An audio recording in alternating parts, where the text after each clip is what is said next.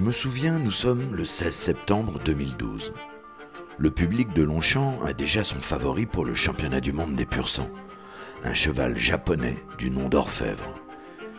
Il vient juste de s'imposer dans le prix Foix et il porte les espoirs de toute une nation qui ne rêve que d'une chose, remporter pour la première fois le prix de l'Arc de Triomphe.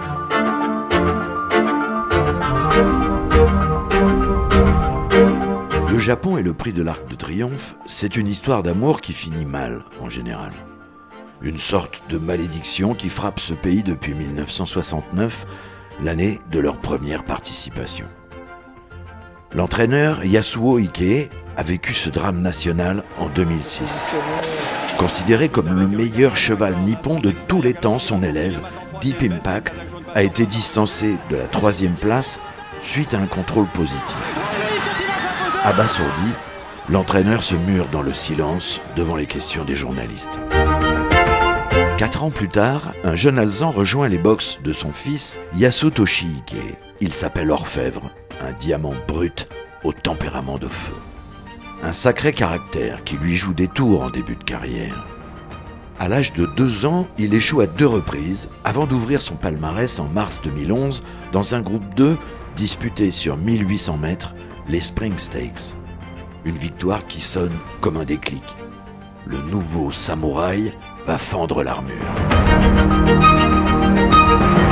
Un mois plus tard, il part à la conquête de la triple couronne japonaise qui réunit les 3 plus grandes épreuves réservées à la génération des 3 ans sur des distances allant de 2020 mètres à plus de 3000 mètres. Dans le premier volet du triptyque, le Satsuki Sho, les 2000 guinées à Tokyo, son jockey Kenichi Ikezoe le monte en grande confiance dans la seconde moitié du peloton. À mi-ligne droite, Orfèvre se faufile entre ses adversaires et triomphe de toute une classe.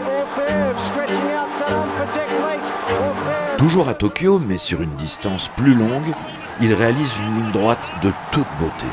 En quelques foulées, il accélère à la vitesse de l'éclair pour fondre sur le leader. L'impression visuelle est extraordinaire. Au mois d'octobre, il a rendez-vous avec l'histoire dans le dernier acte de la triple couronne, le Kikuka Sho, sur un parcours de longue haleine. Il aborde en tête la longue ligne droite de Kyoto et ne sera jamais rejoint par ses adversaires.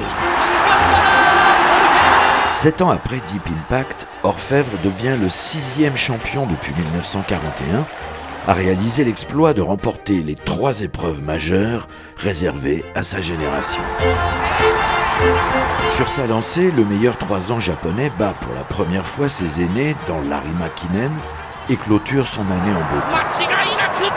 À l'âge de 4 ans, Orfèvre met du temps à retrouver son rythme de croisière et ne renoue avec le succès qu'au mois de juin avant de s'envoler pour la France pour préparer au mieux son grand objectif, le prix de l'Arc de Triomphe.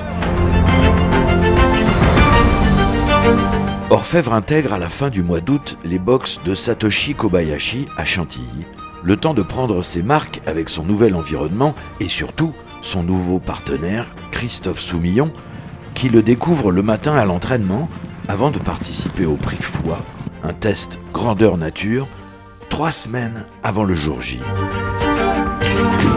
Aidé dans sa tâche par un leader, Orfèvre ne fera qu'une bouchée de ses adversaires. À son retour, Christophe Soumillon confie aux journalistes qu'il n'a jamais monté un tel cheval.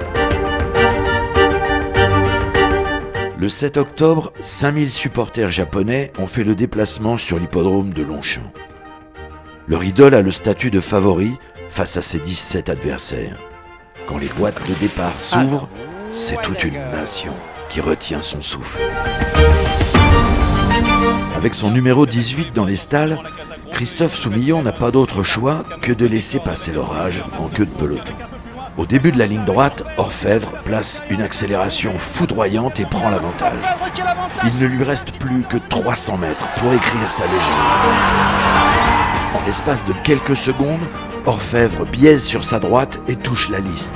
Solemia, monté par un Olivier Pellier survolté, brise les rêves de tout un pays et de tout un peuple. De retour au pays, Orfèvre échouera de peu dans la Japan Cup, battu sur le poteau par la nouvelle geisha des courses nippones, Gentil Donna. Âgé de 5 ans, Orfèvre effectue une rentrée victorieuse au mois de mars.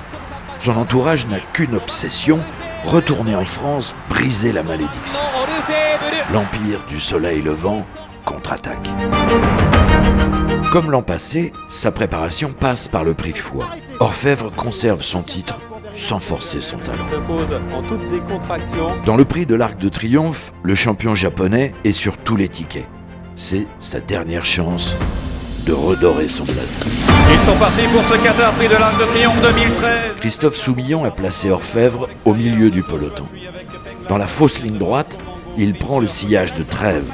Mais à 500 mètres de l'arrivée, la lauréate du prix de Diane et du prix Vermeil repart de plus belle. Orfèvre ne peut suivre son accélération et se contente de la 2e place. Le samouraï a perdu une 2e bataille. Le 22 décembre, Orfèvre raccroche son sabre en signant un dernier succès dans Larry McKinnon. Depuis, quelques-uns de ses compatriotes ont tenté de le venger dans la plus belle course au monde, mais à ce jour, toujours en vain.